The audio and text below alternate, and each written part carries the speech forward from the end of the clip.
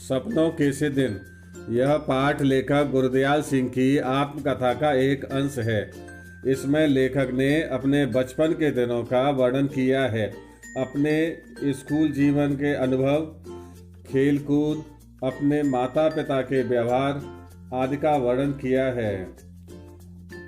उस समय स्कूल का वातावरण बच्चों के लिए बहुत डरावना था। बच्चों को स्कूल जाना तो मानो जेल जाने के समान लगता था।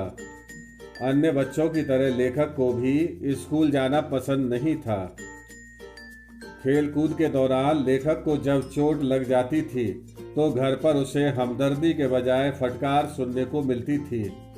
लेखक के पिता का बहुत गुस्से वाले थे। यह होने पर भी अगले दिन लेखक खेलने कूदने चला जाता था। उन दिनों के अधिकतर माता पिता अपने बच्चों को पढ़ाते नहीं थे। वे सोचते थे कि उन्हें ज़्यादा से ज़्यादा बही खाता लिखवाना सिखवा देंगे।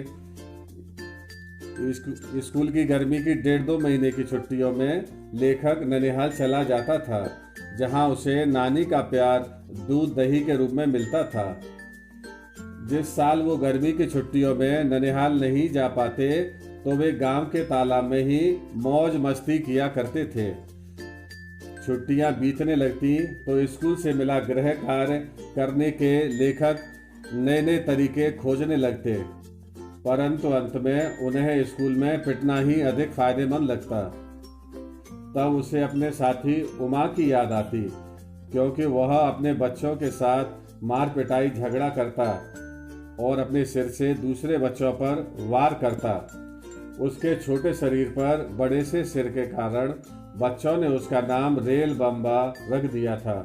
लेखक का स्कूल बहुत छोटा था। उसके स्कूल में छोटे छोटे केवल 9 कमरे थे। हर स्कूल की तरह सभी बच्चे प्रार्थना की लाइन में खड़े रहते। हर लाइन के पीछे अध्यापक खड़े रहते। सभी बच्चे अनुशासन में रहें, इसकी खास जिम्मेदारी पीटी मास्टर श्री पीतम चंद जी की थी। प्रार्थना सभा के दौरान कोई जरा भी इधर उधर होता तो प्रीतम चंद जी उस पर बाज की तरह झपट पड़ते और मार मार कर खाल उधेड़ देते। बच्चे खुशी से स्कूल नहीं जाया करते थे, परंतु स्काउटिंग का अभ्यास कराते समय जब उन्हें रंगीन झंडियां हिलाने का मौका मिलता था तो उन्हें बहुत मजा आता था। जब लड़के बिना कोई गलती किए सही तरीके से झंडियां फहराते थे तो पीटी मास्टर से उन्हें शाबाशी मिला करती थी। उसे पाकर लड़कों को लगता था मानो उन्हें फौज का कोई मेडल जीत लिया हो। लेखक को नई कक्षा में जाने में कोई इंटरेस्ट नहीं था। लेखक को हर साल हेड मास्टर शर्मा जी किसी धनी घर के लड़के की पुरानी किताबें लाकर दे दिया करते थे। यदि उन्हें पैसे खर्च करके किताबें खरीदनी पड़ती तो शायद उनकी पढ़ाई 3री-4थी कक्षा में छूट जाती। उसी समय दूसरा विश्व युद्ध होने वाला था। राबा रियासत का राजा अंग्रेजों की कैद में ही मर चुका था और राजकुमार अभी पढ़ रहा था। तो अंग्रेज गांव के युवकों को फौज में भर्ती करने के लिए अलग अलग पैतरे अपनाने लगे।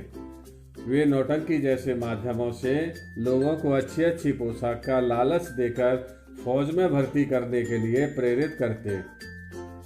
मास्टर पीतम चंद जी व्यवहार से बहुत ही सख्त थे। एक बार जब बच्चे फारसी भाषा के शब्द रूप याद करके नहीं आए तो उन्होंने बच्चों को बहुत डांटा और मुर्गा बना दिया। हेड मास्टर साहब ने यह सब देखा तो उन्होंने प्रीतम सिंह जी को बहुत डांटा और उनको बर्खास्त करने के आदेश के लिए उनका नाम बड़े ऑफिस भेज दिया। किंतु नौकरी से निकलने पर भी प्रीतम चंद जी पर कोई विशेष असर नहीं पड़ा।